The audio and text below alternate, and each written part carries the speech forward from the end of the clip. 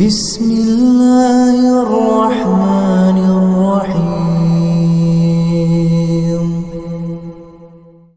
الحمد لله رب العالمين الرحمن الرحيم مالك يوم الدين إياك. السلام عليكم ورحمة الله وبركاته. الحمد لله رب العالمين والصلاة والسلام على رسوله الأمين وعلى آله وأصحابه أجمعين أما بعد. கண்ணியத்திற்குரிய சகோதரர்களே, பெரியோர்களே, எல்லாம் வல்ல அல்லாஹுவின் மகத்தான கருணையினால் வாராந்திர திருக்குர்ஆன் விளக்க உரையின் இன்றைய அமர்வில் அல் அன்ஆம் அத்தியாயத்தின் 159வது வசனம். கடந்த வருஷத்தில் 158 நிறுத்திட்டு போயிருந்தோம். இப்போ 159வது வசனம். அந்த வசனத்தினுடைய விளக்க உரையை நாம் பார்க்க இருக்கிறோம். இன்னல்லதீன ஃபர்ரகூ தீனஹும் வகானூ ஷியஅன் லஸ்த மின்ஹும் ஃபீ ஷை இன்னமா அம்ருஹும் இலல்லாஹ் சும்ம யுனப்பிஉஹும் பிமா கானூ யஃஅலூன். நிச்சயமாக தம்முடைய மார்க்கத்தை பிரித்து பல கூறுகளாக பல பிரிவுகளாக ஆகிவிட்டவர்கள் லஸ்த மின்ஹும் ஃபீ ஷை, அவர்களோடு உங்களுக்கு எந்த சம்பந்தமும் இல்லை. யார் தம்முடைய மார்க்கத்தை சமயத்தை பிரித்து பல பிரிவினர்களாகவும் பல கூறாகவும் சிதறி போய்விட்டார்களோ அவர்களோடு நபியே உமக்கு எந்த தொடர்பும் இல்லை. இன்னமா அம்ருஹும் இலல்லாஹ், அவர்களுடைய காரியமெல்லாம் அல்லாஹ்வின் பக்கமே இருக்கிறது. சும்ம யுனப்பிஉஹும் பிமா கானூ யஃஅலூன், அவ்வாறு அல்லாஹ்வின் பக்கம் அவர்கள் போய் சேர்ந்ததற்கு பிறகு அவர்கள் இந்த உலகத்தில் செய்து கொண்டிருந்தவற்றை பற்றி அவன் அவர்களுக்கு அறிவிப்பான். இது இந்த 159வது வசனத்தினுடைய நேரடி மொழிபெயர்ப்பு. இந்த மொழிபெயர்ப்பை சொல்லும்போதே இந்த வசனம் சொல்ல வரக்கூடிய கருத்து என்னங்கிறத நீங்கள் புரிஞ்சிருப்பீங்கன்னு நினைக்கிறேன். மார்க்கத்தை தம்முடைய சுய விருப்பத்தின்படி பின்பற்றுவதன் மூலமாக தப்பு தப்பான அர்த்தம் கொடுத்து அதில் பல கூறுகளையும் பல பிரிவுகளையும் உண்டாக்கி மார்க்கத்தினுடைய அசல் வடிவத்தை சிதைச்சவங்க, அவங்களோட நபியே உங்களுக்கு எந்த தொடர்பும் கிடையாது. எந்த விதத்திலையும் அவர்கள் உங்களோடு உரிமை கொண்டாட முடியாது. அவங்க காரியமெல்லாம் அல்லாட்ட போய் சேரும். அல்லாஹ் அப்போ பார்த்துக்குவான். உலகத்தில் அவங்க என்னென்ன கிழிச்சிக்கிட்டு இருந்தாங்கிறத அங்கே அல்லாஹ் அவங்களுக்கு சொல்லிக்கிடுவான். அந்த நேரத்தில் அதுக்கான பலாபலனை அல்லது அதற்கான தண்டனையை அவர்கள் அனுபவித்துக் கொள்வார்கள். இதுதான் இந்த வசனத்தினுடைய கருத்து. இந்த முந்தைய வசனங்களோடு இந்த வசனம் எப்படி பொருந்துகிறது அப்படின்னு பார்த்தோம்னா, இது 159வது வசனம். அநேகமாக ஒரு 155, 6 எடுத்துக்கலாம். ஒரு 3, 4, 5 வசனங்கள் வச்சுக்கோங்க. அந்த வசனத்தில் அல்லாஹ் இதுதான் என்னுடைய நேரான மார்க்கம், நேரான பாதை என்று அல்லாஹ் சொன்னான். வ அன்ன ஹாதா சிராத்தி முஸ்தகீமன் ஃபத்தபிஉ வலா தத்தபிஉ சுபல என்று சொன்னான். அதாவது இந்த இப்போ நான் சொல்கிற இந்த வசனத்துக்கு முன்னாடி ஒரு 3 வசனம், அந்த 3 வசனத்தில் அல்லாஹ் இஸ்லாம் தொடர்பான ஒரு 10 கட்டளைகளை சொன்னான். சொல்லிட்டு இதுதான் என்னுடைய நேரான பாதை, இந்த பாதையைத்தான் நீங்கள் பின்பற்ற வேண்டும். வலா தத்தபிஉ சுபுல, மற்ற பாதைகளை நீங்கள் பின்பற்றிவிடக்கூடாது. அப்படி பின்பற்றினீங்கன்னா ஃபதஃபர்ரக பிக்கும் அன் சபீலிஹி, அல்லாஹ்வுடைய வழியிலிருந்து உங்களை அதை பிரித்து கொண்டு போயிடும், வேற பக்கம் உங்களை இழுத்துட்டு போயிடும் அப்படின்னு அந்த இடத்துல சொன்ன இறைவன். அதற்கு பிறகு மூசா நபியை பற்றி பேசினான், அவர்களுக்கு வழங்கப்பட்ட வேதத்தை பற்றி பேசினான். அந்த தொடர்ச்சியில் அல்லாஹ் அடுத்து குர்ஆனை பற்றியும் பேசினான். குர்ஆனை பின்பற்றுவது அப்படிங்கிற அந்த செய்தியை பற்றி அல்லாஹ் பேசினான். பேசி முடித்ததுக்கு பிறகு அடுத்து அல்லாஹ் என்ன செஞ்சான்னு சொன்னால், இறை மறுப்பாளர்களுக்கு மறுமை நாள் நெருக்கத்தில் என்னென்ன ஏற்படும், அவர்கள் எதையெல்லாம் எதிர்பார்த்து கொண்டிருக்க வேண்டும், நீங்களும் எதிர்பாருங்க, நானும் எதிர்பார்க்கிறேன். குலின்ததிரு இன்னா முன்ததிரோன், நீங்களும் எதிர்பாருங்க, நாங்களும் எதிர்பார்க்கிறோம் என்று நபியை நீங்கள் சொல்லிவிடுங்கள். நல்லா சொல்லிடலாம். மறுமை நாளுக்கு நெருக்கமாக என்னென்ன அவங்களுக்கு நடக்க போகுது அப்படிங்கிற செய்தியெல்லாம் அல்லாஹ் எச்சரிக்கையாக சொன்னான். சொன்னதுக்கு பிறகுதான் இதெல்லாம் கடந்த ஒரு 4-5 வசனங்களில் சொல்லப்பட்ட செய்திகள். அதுக்கு பிறகுதான் அல்லாஹ் 159 அல்லாஹ் என்ன செய்யறான்னு சொன்னா, யார் மற்ற வழிகளை பின்பற்றுகிறார்களோ, அசல் வழியிலிருந்து யார் தடம் புரண்டு சென்றார்களோ அவர்களை பற்றி இங்கே பேசுகிறார். இதுக்கு முன்னாடி தடம் புரண்டு செல்லக்கூடாது அப்படின்னு சொன்னவன், அசல் வழி என்ன? மூசா நபிக்கு கொடுக்கப்பட்ட வேதம், மூசா நபியினுடைய பாதை, அவங்களுக்கு பிறகு குர்ஆனை பின்பற்றுதல் அப்படிங்கிறதெல்லாம் சொல்லிட்டு வந்த இறைவன், இடையில அந்த பாதையிலிருந்து தவறிய இறை மறுப்பாளர்கள் அவர்களுக்கு இறுதி நேரத்தில் என்ன நடக்கும் அப்படிங்கிறத பற்றி ஒரு சின்ன எச்சரிக்கையை கொடுத்த இறைவன், இப்போ அதுக்கு பிறகு என்ன செய்யறானா, யார் அந்த பாதையை விட்டு தடம் புரண்டு போனாங்களோ, தடம் மாறி போனாங்களோ அவங்கள பற்றி அல்லாஹ் பேசுறான். அவர்களுடைய இறுதி முடிவு எப்படி அமையும் என்பதை குறித்தும் இந்த வசனத்தில் அல்லாஹ் பேசுகிறான். இதன் மூலமாக அல்லாஹ் நமக்கு சொல்ல வரக்கூடிய செய்தி என்னன்னு சொன்னா, மூமின்களாகிய நீங்கள் அல்லாஹ்வின் நேர்த்தியான மார்க்கத்தில் நிலைத்திருங்கள், அதில் நீங்கள் ஒற்றுமையோடு இருங்கள். முந்தைய சமுதாயத்தார் எப்படி தங்களுடைய மார்க்கத்தை கூறு கூறாக பிரித்து அவங்களுடைய மார்க்கத்தினுடைய அசல் வடிவத்தை சிதைச்சாங்களோ, அந்த மாதிரி நீங்க என்ன செஞ்சிடாதீங்க, ஆயிராதீங்க அப்படின்னு நமக்கு சொல்றதுதான் இந்த வசனத்தினுடைய அடிப்படை கருத்து. இதை மனசுல வச்சுக்கிட்டு இப்ப அடுத்து பார்க்கலாம். எடுத்த உடனே அல்லாஹ் சொல்றான், இன்னல்லதீன ஃபர்ரகு தீனஹும் வகானூ ஷியா, நிச்சயமாக தம்முடைய மார்க்கத்தை பிரித்து பல கூறுகளாக ஆகி போனவர்கள் என்று எல்லாம் குறிப்பிடுகிறார். இந்த இன்னல்லதீன ஃபர்ரகு இருக்கு இல்லையா, ஃபர்ரகு அப்படிங்கிற அந்த சொல்லுக்கு, வினை சொல்லுக்கு என்ன பொருள்னா, யார் பிரிக்கிறார்களோ அப்படின்னு அர்த்தம். இந்த சொல்லை சில ஓதல் முறை அறிஞர்கள் ஃபாரகு என்று படிக்கிறார்கள். சில பேர் ஃபர்ரகுன்னு படிக்கிறாங்க, சில பேர் ஃபாரகுன்னு படிக்கிறாங்க.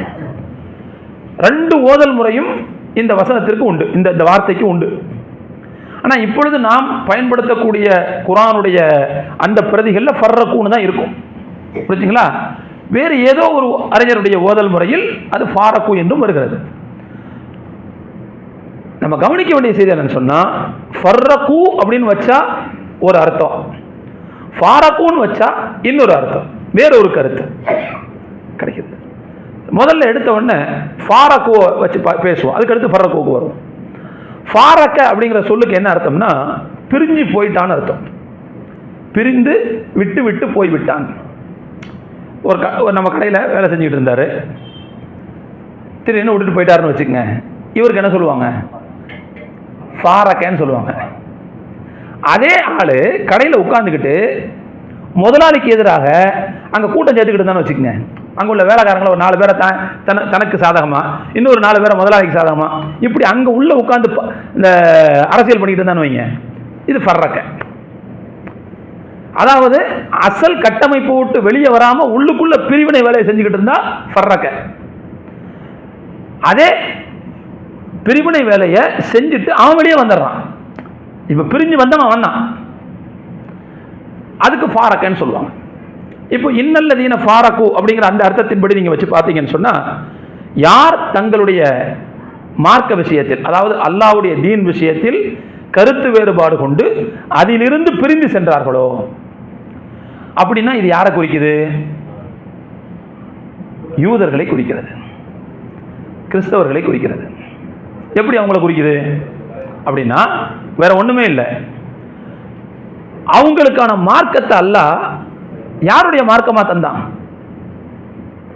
மார்க்கத்தை பொறுத்த வரைக்கும் ஆதம் அலைஹிஸ்ஸலாம் அவர்கள் தொட்டு இறுதி நபி வரைக்கும் ஒரே மார்க்கம் தான். மார்க்கத்தின் அடிப்படைகள் மாறவே இல்லை, அதனுடைய கிளை அம்சங்கள் மாறி இருக்கின்றன, சட்டதிட்டங்கள் மாறி இருக்கின்றன, ஆனால் அடிப்படை மாறவே இல்லை. ஏகத்துவம் மாறவில்லை, மறுமை நம்பிக்கை மாறவில்லை, நபிமார்கள் நம்பிக்கை மாறவில்லை, அடிப்படை அம்சம் இருக்கு பாருங்க, மாறவே இல்லை. தொழுகை ஏதோ ஒரு வடிவத்தில் அவங்கள்ட்ட இருந்துச்சு, ஏதோ ஒரு வடிவத்தில் இருந்துச்சு. குர்பான் ஆதம் நபியினுடைய பையனே செஞ்சதாக குர்ஆன் சொல்லுது. இப்படி அடிப்படை அம்சங்கள் ஆதி மனிதர்லிருந்து இறுதி நபி வரைக்கும் இருக்குதான் செஞ்சிச்சு, புரிஞ்சுங்களா? அப்படின்னா யூதர்கள் என்ன மார்க்கத்தை பின்பற்றி இருக்க வேண்டும்? நபிமார்களுடைய அந்த பாரம்பரியத்தில் இருந்திருக்க வேண்டும். குறிப்பாக சொல்றதா இருந்தால் இப்ராஹிம் அலைஹிஸ்ஸலாம் அவர்களுடைய, ஏன்னா இப்ராஹிம் அலைஹிஸ்ஸலாமுடைய ஒரு பையனுடைய வழித்தோன்றல் தானே யூதர்கள். அப்போ இப்ராஹிம் அலைஹிஸ்ஸலாமுடைய மார்க்கத்தில் இருந்திருக்கணும்.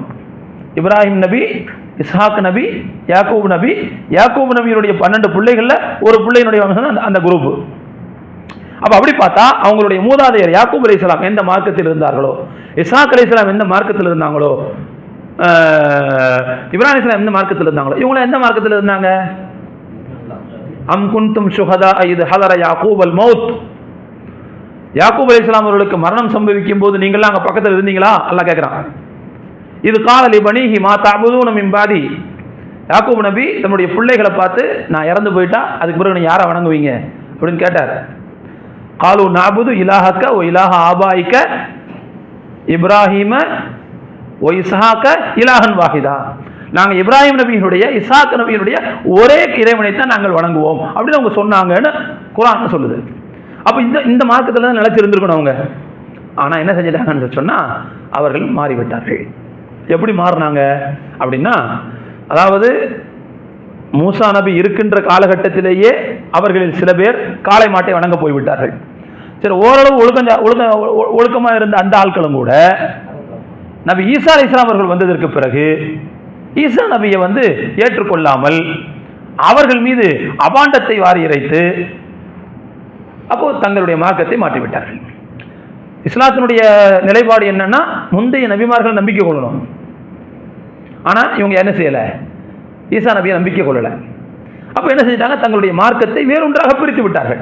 இஸ்லாமிய மார்க்கத்தின் அடிப்படை என்ன சொல்லுதுன்னா, நீ முந்தைய நபிமார்களை நம்பிக்கை கொள்ளணும்னு சொல்லுது, முந்தைய நபிமார்களை மதிக்கணும்னு சொல்லுது. அதை இவங்க செய்யலை. அப்போ என்ன செஞ்சாங்கன்னா, தங்களுடைய மார்க்கத்தில் ஒரு புது வழியை உருவாக்கிட்டாங்க, புது ரூட்டை போட்டாங்க. சரியா? சரி, அதே மாதிரி கிறிஸ்தவர்கள், அவங்களையும் குறிக்கும். கிறிஸ்தவர்களை பொறுத்த வரைக்கும் அவங்க ஈசா நபி ஏற்றுக்குருவாங்க, முகமது ஸல்லல்லாஹு அலைஹி வஸல்லம் மறுப்பாங்க. அப்போ அப்படிங்கும்போது அவங்க என்ன செய்கிறாங்கன்னா, அசல் மார்க்கம் இப்ராஹிம் அலைஹிஸ்ஸலாம் அவருடைய மார்க்கத்தில் அவர்கள் இருக்கவில்லை. இப்ராஹிம் அலைஹிஸ்ஸலாம் அவருடைய மார்க்கத்தில் இருப்பதாக இருந்திருந்தால் அவங்க ஈசா நபியை வணங்கி இருக்கக்கூடாது, ஈசா நபியை தேவகுமார்னு சொல்லியிருக்கக்கூடாது, இறை தூதர் முகமது ஸல்லல்லாஹு அலைஹி வஸல்லம் அவர்களை ஏற்றுக்கொள்ளாமல் இருந்திருக்கக்கூடாது. அப்போ அதையெல்லாம் செய்கிறதன் மூலமாக அவங்க தங்களுக்கு தனி ரூட்டை போட்டாங்க, மார்க்கத்தை பல கூறுகளாக ஆக்கி விட்டார்கள். அசல்ல இருந்தது ஒரே மதம் தான், இஸ்லாம் மட்டும்தான் இருந்துச்சு. அநியாயமா அவர்கள் தங்களுடைய மனோ இச்சையையும் தங்களுடைய விருப்பத்தையும் மன விருப்பத்தையும் பின்பற்றுவதன் மூலமாக மார்க்கத்தை பல கூறுகளாக பிரித்து விட்டார்கள், மார்க்கத்தை பல கூறுகளாக பிரித்து விட்டார்கள். நீங்க பார்க்கலாம், அதே யூத மதம் பல பிரிவுகள் இருக்கிறார்கள், யூதர்கள் பல பிரிவுகள் இருக்காங்க. ஏரியனிசம் அப்படின்னு ஒரு குரூப் இருக்குது. இப்போதான் பார்த்தா சதுசேயர் அப்படின்னு சொல்றாங்க, சதுசேயம் அப்படின்னு ஒரு பிரிவு. இப்படி நிறைய பிரிவுகள் யூத மதத்திலே இருக்குது. இன்னைக்கு இருக்கிற ஜியோனிஸ்டுகள் இருக்காங்க பாருங்க, யூத மதத்திலேயே இவங்க ரொம்ப தீவிர வலதுசாரிகள். இப்படி பல குரூப் அவங்கள இருக்கிறாங்க. அதுலேயே சாமிரான்னு சொல்லக்கூடிய ஒரு குரூப் ஒன்று இருக்குது. அந்த குரூப் இஸ்ரவேலர் வம்சமே கிடையாதான், வேற ஏதோ ஒரு வம்சம், வேற ஏதோ ஒரு வம்சம் யூத மதத்தை பின்பற்றுது. யூதர்கள் அளவுக்கு அவங்க மோசமான ஆள்கள் கிடையாதான், அதாவது இஸ்ரவேலர்கள் அளவுக்கு மோசமான ஆட்கள் இல்லை. ஆனால் அதே சமயத்தில் ஈசா நபியினுடைய மூசா நபியினுடைய அந்த தூதுத்துவத்தை ஏற்றுக்கொண்டவர்கள். இஸ்ரவேலர்கள் அளவுக்கு மோசமான அவங்களாம் நடந்துக்கிறல அப்படின்னு வரலாறுலாம் அவங்கள பற்றி வருது. அப்போ எத்தனை பிரிவு பாருங்க ஒரு மார்க்கத்துக்குள்ள. சரி, அதே மாதிரி கிறிஸ்தவத்தை எடுத்துக்கிட்டோம்னு சொன்னால் கிறிஸ்தவத்தை பற்றி பேச வேண்டிய தேவையில்லை, அவங்கள பல குரூப் இருக்கிறாங்க. இன்னைக்கு நமக்கே தெரியும், கேத்தலிக் இருக்குது, ஆர்த்தடாக்ஸ் இருக்குது, அதுலேயே கூட பல உட்பிரிவுகள்லாம் இருக்குது. இன்னைக்கு சொல்லக்கூடிய இந்த கேத்தலிக்கு ஆர்த்தடாக்ஸ்னு சொல்ல பாருங்க, இதெல்லாம் வரலாற்று காலத்தில் வேற ஒரு பேரில் இயங்கிக்கிட்டு இருந்தாங்க. அவங்களுக்கு நஸ்தூரியன்கள்னு சொல்லுவாங்க, நெஸ்டோரியன்ஸ்னு சொல்லுவாங்க, யாக்கூபியர்கள் அப்படின்னு சொல்லுவாங்க, மலக்கானியர்கள்னு சொல்லுவாங்க. இப்படி பல பேர்ல ஆரம்பத்தில் இயங்கிட்டு இருந்தாங்க. இன்னைக்கு கூட அவங்கள பல பிரிவுகள் இருக்கிறத என்ன செய்யறோம் பார்க்குறோம், பல பிரிவுகள் இருக்கிறாங்க. சரி, ஆக மொத்தத்தில் இப்படி தங்களுடைய மார்க்கத்தை பிரித்து பல கூறுகளாக ஆக்கிவிட்டார்கள். அதாவது என்ன அர்த்தம்னா, அசல் மார்க்கத்திலிருந்து இவங்க எல்லாம் வெளியேறிட்டாங்க. ஃபாரக்கூடைய அர்த்தம் வைங்க, அசல் மார்க்கத்தை விட்டு வெளியேறிட்டாங்க. அதாவது இப்ராஹிம் அலைஹிஸ்ஸலாமுடைய மார்க்கத்தில் இருக்க வேண்டியவர்கள் அதிலிருந்து வெளியேறி புது மார்க்கத்தை கண்டுபிடித்து விட்டார்கள். அதில் அவங்க இருக்கிறாங்க, பல பிரிவுகளாக, பல கோஷ்டிகளாக, பல கட்சிகளாக உட்கார்ந்துருக்கிறாங்க. இப்படி ஒரு அர்த்தம். இன்னொரு அர்த்தம் என்னன்னு சொன்னா, இன்னல்லதீன ஃபர்ரகூ தீனஹும், மார்க்கத்தை பிரித்து பல கூறுகளாக ஆக்கியவர்கள். இதுக்கு என்ன அர்த்தம் சொன்னா, அதாவது உள்ளுக்குள்ள உட்கார்ந்துக்கிட்டு புது புது கருத்துக்களை சொல்றது, புது புது கருத்துக்களை சொல்றது, புது புது விஷயங்களை சொல்றது. இந்த புது புது அப்படின்னு சொன்னா, அதாவது மார்க்கத்தில் முன்னுதாரணம் இல்லாத விஷயங்களை சொல்றது. முன்னுதாரணம் உள்ள ஒரு விஷயத்தை சொல்லிட்டா அது மார்க்கமாக ஆகி போயிடும். முன்னுதாரணம் இல்லாத விஷயத்தை சொல்றது. அப்போ முன்னுதாரணம் இல்லாத விஷயத்தை சொன்னா அது புது ரூட்டு போடுறதுன்னு அர்த்தம். சுருக்கமாக சொல்றதா இருந்தா பித்அத்துகள்னு சொல்லுவாங்க. நவீன அனுஷ்டானங்கள், நூதன அனுஷ்டானங்கள், அதாவது மார்க்கத்தில் முன்னுதாரணம் இல்லாத, மார்க்கத்துக்கு முரணான நூதன அம்சங்கள், இதுகளை உருவாக்கி, அப்போ இதுகளை உருவாக்கும் போது என்ன ஆயிரும்னா, இஸ்லாத்துக்கு உள்ள உட்கார்ந்துக்கிட்டு என்ன செய்யறது, இஸ்லாத்தை பிளக்கிறதுன்னு அர்த்தம். இஸ்லாத்தை பிளக்கிறது, அப்படியான வேலைகளை செய்வார்கள். அதாவது தங்களுடைய மன விருப்பத்தின்படியும் தங்களுடைய குழப்ப மனநிலையில் இருந்தும் அவர்கள் இப்படியான விஷயங்களை உருவாக்கி மார்க்கத்தை அவர்கள் கூறு போடுவார்கள், பல பிரிவுகளாக பிரிந்து விடுவார்கள். இதுக்கு நிறைய உதாரணம் சொல்லலாம். ஷியாக்கள், முஅத்தஸிலாக்கள், ஹாரிஜியாக்கள், இப்படி பல குரூப் இருக்கிறாங்க. நபிகள் நாயகம் ஸல்லல்லாஹு அலைஹி வஸல்லம் ஒரு ஹதீஸ் சொல்லுவாங்க, ஈயாக்கும் வ முஹதஸாத்தில் உமூர் ஃபஇன்ன குல்ல முஹதஸத்தின் பித்அ வ குல்ல பித்அத்தின் ضலாலா.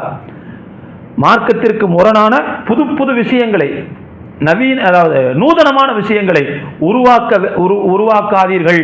உருவாக்குவதிலிருந்து உங்களை நான் எச்சரிக்கை செய்கிறேன், உருவாக்க வேண்டாம் என்று எச்சரிக்கிறேன். ஏன்னா நூதனமாக உருவாக்கப்பட்ட மார்க்கத்திற்கு முரணான ஒவ்வொரு விஷயமும் வழிகேடு. வழிகேடு அனைத்தும் நூதன விஷயம், ஒவ்வொரு நூதன விஷயமும் வழிகேடுன்னு சொல்லியிருக்காங்க. நாளைக்கு மறுமையில் ரசூலுல்லாஹி ஸல்லல்லாஹு அலைஹி வஸல்லம் அவர்கள் தங்களுடைய முபாரக்கான கையால் வர்ற மக்களுக்கெல்லாம் என்ன செய்வாங்க, ஹவுதுல் கௌசர் தண்ணி கொடுத்துக்கிட்டே இருப்பாங்க. ஒரு தடவை குடிச்சிட்டா அடுத்து தாகமே எடுக்காதான், அவ்வளோ பாக்கியமான ஒரு தண்ணி அது. மறுமை நாளில் அந்த தண்ணி எல்லோருக்கும் தேவைப்படும். ஏன்னா தலைக்கு மேலே ஒரு ஜானில் சூரியன் இருக்கும், வேர்வை கடலில் மக்கள் மூழ்கி கிடப்பார்கள். சில பேருக்கு வேர்வை அவங்களுடைய கால் வரைக்கும் இருக்கும். இப்படி ஹதீஸில் படிச்சிருக்கோமா இல்லையா? இந்த மாதிரி நேரத்தில் ஒரு மனுஷன் எவ்வளோ தாகத்தில் தத்தளிப்பாங்கிறது சொல்ல வேண்டிய தேவையே இல்லை. இப்போ அந்த நேரத்தில் தண்ணி கிடைக்காதான்னு ஆளாக பறக்கிற நேரத்தில் ரசூலுல்லாஹ் தங்களுடைய கையால் முபாரக்கான அந்த ஹவுதுல் கௌசர் தண்ணீரை என்ன செய்வாங்க, தங்களுடைய சமுதாயத்தாருக்கு கொடுத்துக்கிட்டே இருப்பாங்க. உங்கள் சமுதாயத்தாரை நீங்கள் எப்படி அடையாளம் காணுவீங்கன்னு கேட்கும்போது ரசூலுல்லாஹ் சொன்னாங்க, நான் குர்ரம் முஹஜ்ஜிலின்களாக அடையாளம் கண்டு கொள்வேன். அதாவது உது செய்யும்போது முகத்தையும் கையையும் கொஞ்சம் எக்ஸ்ட்ரா சேர்த்து கழுவுறவங்க, அப்படி சேர்த்து கழுவும் போது ரொம்ப பளிச்சுன்னு இருப்பாங்க அவங்க. அதை வச்சு நான் என்னுடைய சமூகத்தை அடையாளம் கண்டுக்குருவேன். கரெக்டாக தொட்டுக்கோ பிடிச்சிக்கணும், இது வரைக்கும் கழுவக்கூடாது, கொஞ்சம் கூட சேர்த்து கழுவணும். முகத்தை இதுலேருந்து இது வரைக்கும் தொட்டுக்க பிடிச்சோன்னு கழுவக்கூடாது, கொஞ்சம் மேலே வந்து கழுவணும். அப்படி கழுவும் போது என்ன ஆகும்னா அவங்க ரொம்ப முகம் கை கால் வெளுத்தவர்களாக இருப்பார்கள். ஒரு கருப்பு குதிரைகள் இருக்கிற ஒரு இடத்துல ஒரே ஒரு குதிரை மட்டும் முகம் கை காலெல்லாம் வெள்ளையாக இருக்குன்னு வச்சுக்கோங்க, அடையாளம் துல்லியமாக தெரியாதா? அந்த மாதிரி என்னுடைய சமுதாயத்தை துல்லியமாக நான் அடையாளம் கண்டுக்குவேன், அவங்களுக்கு கொடுப்பேன் அப்படின்னு சொன்னாங்க. அப்படி நான் கொடுத்துக்கிட்டு இருக்கும்போது என்னை நோக்கி சிலர் வருவார்கள், ஆனால் அவர்கள் என்னிடத்தில் வரவிடாமல் தடுக்கப்படுவார்கள். அப்போ நான் கேட்பேன், ரசூலுல்லாஹ் சொல்கிறாங்க, நான் அப்போ கேட்பேன் தடுக்கிறவங்கள்ட்ட, ஏன் அவங்கள தடுக்கிறீங்க, அவங்களாம் என்னுடைய சமுதாயத்தார் ஆயிற்று, ஏன் என்னிடத்தில் வரவிடாமல் தடுக்கிறீர்கள் என்று நான் கேட்பேன். அப்போது என்னிடத்தில் அந்த மலக்குகள் சொல்வார்கள், உங்கள் சமுதாயம் தான், ஆனால் நீங்கள் போனதுக்கு பிறகு என்ன செஞ்சாங்க, எதை புதுசாக உருவாக்கினாங்கிறத உங்களுக்கு தெரியாது. இவங்க அனைவரும் மார்க்கத்திற்கு முரணான நூதன விஷயங்களை உருவாக்கி பின்பற்றியவர்கள், அதற்காக ஆள் சேர்த்தவர்கள், கூட்டம் சேர்த்தவர்கள், கட்சி சேர்த்தவர்கள், மார்க்கத்தை பிளந்த பாவிங்க இவங்களுக்கெல்லாம் இந்த தண்ணி கொடுக்கவே கூடாது அப்படின்னு நினைச்சோம் அந்த மலக்குகள் சொல்வார்கள் என்று வேறொரு ஹதீஸில் பார்க்குறோம். மிக மோசமான விஷயம். மார்க்கத்தில் முன்னுதாரணம் உள்ள விஷயத்தை தான் பின்பற்றணும், முன்னுதாரணம் இல்லாத விஷயத்தை பின்பற்றுறதுங்கிறது பெரிய பாவம். எப்படி குஃபுரோ எப்படி ஷிர்கோ அதுக்கு கொஞ்சம் இணையான ஒரு பாவம் அது. இப்போ ஒவ்வொருத்தருக்கும் அவரவருடைய இஷ்டத்துக்கு எது நல்லதுன்னு தோணுதோ அதையெல்லாம் ஃபாலோ பண்ண ஆரம்பித்தா மார்க்கம் என்ன ஆகும்? மார்க்கம் செதஞ்சு போகாது.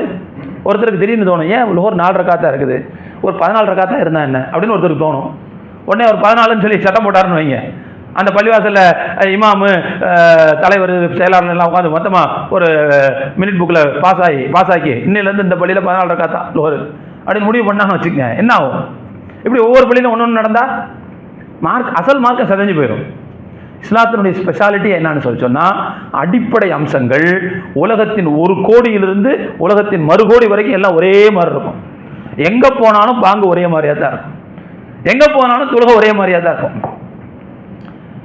இந்த மாதிரி அம்சங்களில் மாறுபடவே விடாது. இப்போ அவங்கவுங்க இஷ்டத்துக்கு உருவாக்கிடலாம் அப்படின்னு சொன்னால் என்ன ஆகும்?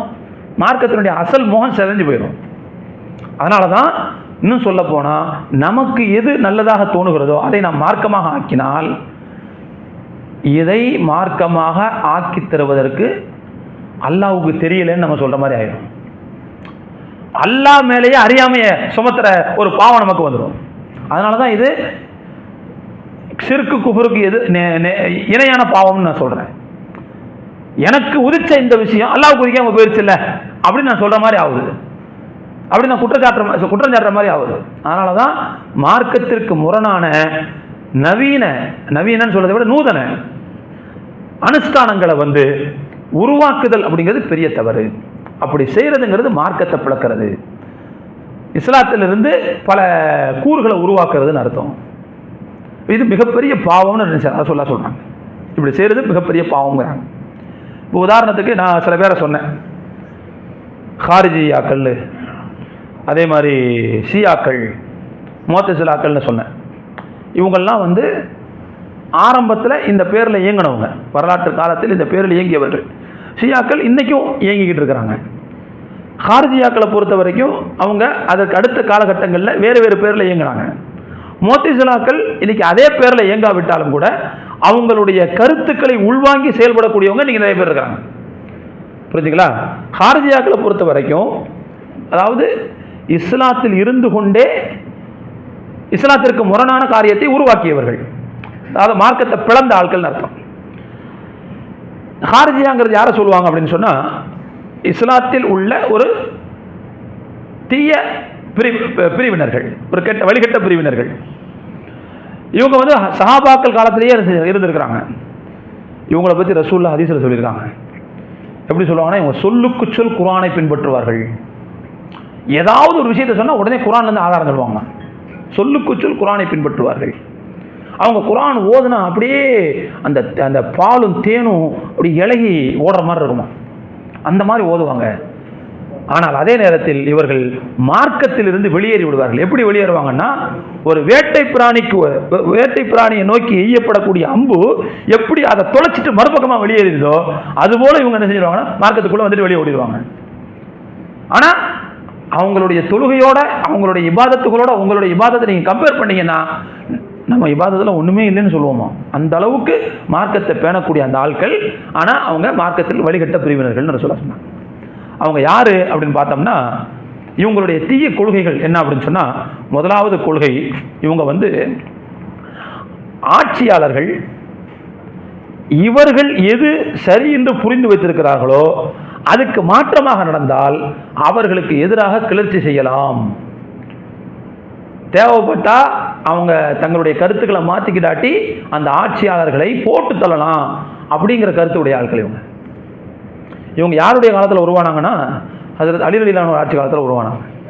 இன்னும் சொல்ல போனால் உஸ்மான் ரலியல்லாஹு தஆலா அன்ஹு அவர்களுக்கு எதிராக அவங்களுடைய கடைசி காலகட்டத்தில், அந்திம காலகட்டத்தில் பெரிய பிரச்சனையை உருவாக்குனதில் இந்த ஹாரிஜியாக்களுக்கு ஒரு பெரிய பங்கு இருக்குதுன்னு சொல்கிறாங்க. அப்போது உஸ்மான் ரலியல்லாஹு அன்ஹு ஆட்சி காலத்துக்கு கடைசி காலகட்டத்தில் நிறைய அரசியல் கொந்தளிப்பு ஏற்பட்டுச்சு. இஸ்லாமிய வரலாற்றில் மதீனாவில் அரசியல் கொந்தளிப்பு. அதனால தான் அலி ரலியல்லாஹு அன்ஹு தங்களுடைய ஆட்சி தலைமையை மதீனாவிலிருந்து ஈராக்குக்கு மாற்றிட்டாங்க. அங்கே ஆதரவாளர்கள் அங்கே இருந்ததுனால தலைமையை எங்கே அங்கே மாற்றிக்கிட்டாங்க. ஈராக்கு போனது கூட ஈராக்கு என்ன செஞ்சு கொந்தளிக்க ஆரம்பிச்சிச்சு. அலி ரலியல்லாஹு அன்ஹு நிம்மதியாக உட்காந்து ஆட்சி பண்ணவே முடியலை. அவங்களுக்கு முஆவியா ரலியல்லாஹு அன்ஹுவுக்கும் இடையில் பிரச்சனை வந்துச்சு. நிறைய அரசியல் கட்ட பஞ்சாயத்தில் நடந்துச்சு. நம்ம அதை ரொம்ப ரொம்ப அதாவது தரக்குறைவான வார்த்தைகளால் விமர்சிக்கக்கூடாது. அதை இதோட நம்ம நிப்பாட்டிக்கலாம். நிறைய பஞ்சாயத்துகளாக நடந்துச்சு. இந்த மாதிரி நேரத்தில் உருவான ஆட்கள் தான் யார்? ஹாரிஜியாக்கள். என்ன செஞ்சாங்கன்னு சொன்னால், இவர்கள் எதை மார்க்கம் என்று தவறாக புரிந்து வைத்திருக்கிறார்களோ அதற்கு மாற்றமாக ஆட்சியாளர்கள் நடக்கும்போது அந்த ஆட்சியாளர்களுக்கு எதிராக கிளர்ந்தெழலாம், அவங்களுக்கு எதிராக ஆர்ப்பாட்டம் பண்ணலாம், போராட்டம் நடத்தலாம், சண்டை போடலாம், ஏன் அவங்கள கொலை கூட பண்ணலாம் அப்படின்னு உள்ள கருத்து உள்ளவங்க இவங்க. அதனால தான் இவங்க என்ன பண்ணாங்கன்னா, ஆட்சி விஷயத்தில் 3 பேருக்கு இடையில பிரச்சனை இருந்துச்சு. அலி ரலியல்லாஹு அன்ஹு, முஆவியா ரலியல்லாஹு அன்ஹு, அம்ர் இப்னு ஆஸ் ரலியல்லாஹு அன்ஹு. இதில் முஆவியா ரலியல்லாஹு அன்ஹுவும் அம்ர் இப்னு ஆஸ் ரலியல்லாஹு அன்ஹுவும் ஒரு கட்சி, அலி ரலியல்லாஹு அன்ஹு ஒரு கட்சி. இவங்களுக்கு இடையில சண்டை வந்ததுனால இந்த ஆளுக்கு என்ன செஞ்சாங்க தெரியுமா, ஏக காலத்தில் ஒரே நேரத்தில் ஒரே டயத்தில் அட்டன் டயத்தில் 3 பேரையும் கொலை பண்ணணும்னு முடிவு பண்ணாங்க. அதற்கு அலி ரலியல்லாஹு அன்ஹு அவர்கள் கொல்லப்பட்டது அப்துர் ரஹ்மான் பின் முல்ஜிம் என்று சொல்லக்கூடிய ஒரு ஹாரிஜிய பயங்கரவாதியால் தான் கொல்லப்பட்டாங்க. என்னைக்கு அலி ரலியல்லாஹு அன்ஹு ஒரு ஃபஜ்ர் தொழுகையில் கொல்லப்படுறாங்களோ அதே ஃபஜ்ரில் தான் சிரியாவில் முஆவியா ரலியல்லாஹு அன்ஹு அவங்களுக்கும் ஆள் அனுப்பப்பட்டுச்சு. அதே மாதிரி எகிப்தில் அம்ர் இப்னு ஆஸ் ரலியல்லாஹு அன்ஹுவுக்கும் ஆள் அனுப்பப்பட்டுச்சு. ஆனால் அவங்க 2 பேரும் அதில் ஒருத்தர் வந்தார், ஆனால் அவர் மேலே என்ன செய்யலை, படலை, தப்பிச்சிட்டார். ஒருத்தர் அன்றைக்கி ஃபஜ்ருக்கு வரல, வீட்டில் தொழுதா போல தெரியுது, அதனால் அவர் தப்பிச்சிட்டார். ஆனால் அவங்களை எல்லாத்தையும் சேர்த்து மொத்தமாக ஒரே நேரத்தில் அட்டன் டயத்தில் போகிறது தான் முயற்சியில் இருந்தாங்க அவங்க. அப்போ இவங்களுடைய தவறான கொள்கைகளில் ஒன்று என்னன்னு சொன்னால், ஆட்சியாளர்கள் இவங்களுடைய விருப்பத்திற்கு இவங்க எதை சரின்னு புரிஞ்சு வச்சுருக்காங்களோ அதுக்கு மாற்றமாக நடந்தால் அவங்களுக்கு எதிராக என்ன செய்யலாம், போர்க்குடி தூக்கலாம் அப்படிங்கிறது இவங்களுடைய கருத்து. அதே மாதிரி இவங்கள்ட்ட இன்னொரு இது என்னன்னு சொன்னால், பெரும்பாவம் செய்யக்கூடியவர்கள் காஃபிர்கள்னு சொல்லுவாங்க. பெரும்பாவம் செஞ்சால் காஃபிர், வட்டி வாங்கினா காஃபிர், அப்படிலாம் வச்சா இன்றைக்கி என்ன வருது, பெரும்பாவம் செஞ்சால் காஃபிருங்கிறது இவங்களுடைய கொள்கை. அதே மாதிரி இந்த ஹார்ஜியாக்களில் சில பேர் குர்ஆனில் சூரா யூசுஃபை மறுப்பாங்க. யூசுஃப் குர்ஆனில் இருக்கிறதுக்கு தகுதியற்ற சூரா அது, ஏன்னா அது காதலை கற்பிக்குது. காதலை கற்பிக்கிற ஒரு விஷயம்லாம் குர்ஆனில் இருக்க முடியுமா? இது எல்லா ஹார்ஜியாக்களும் சொல்லலை. அதாவது சில பேர் லாஜிக்காக பேசுவான் பாருங்க, அறிவு ரீதியாக சில பேர் பேசுவான் லாஜிக். அந்த லாஜிக் பேசுறதுனால வர்ற வேணா இது. காதலை கற்றுக் கொடுக்குதுன்னு யோசிக்க தெரிஞ்சவனுக்கு அப்படி அந்தஸ்தும் அழகும் உள்ள ஒரு பெண்ணை அழைக்கும் போது யூசுப் நபி தன்னுடைய கற்பை காப்பாற்றிக்கிட்டாரு அப்படின்னு பார்க்க தெரியல பாருங்க. அதுதானே பாடம்.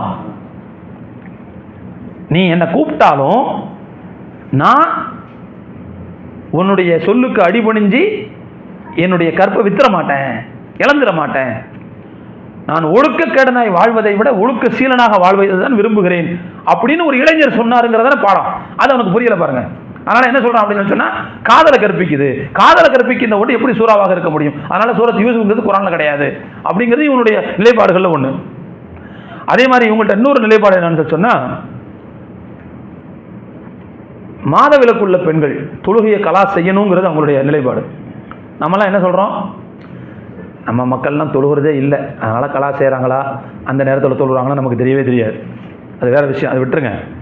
ஆனால் இப்படி ஒரு சட்டம் இருக்குது. என்ன அப்படின்னா, மாத விலக்கு நேரத்தில் பெண்கள் தங்களுடைய தொழுகையை தொழ தேவையில்லை, கலாவும் செய்ய தேவையில்லை. ஆனால் அதே நேரத்தில் நோன்பு இருந்துன்னு சொன்னால் நோன்பு வைக்கக்கூடாது, ஆனால் நோன்பை பின்னால் கலா செஞ்சிடணும்.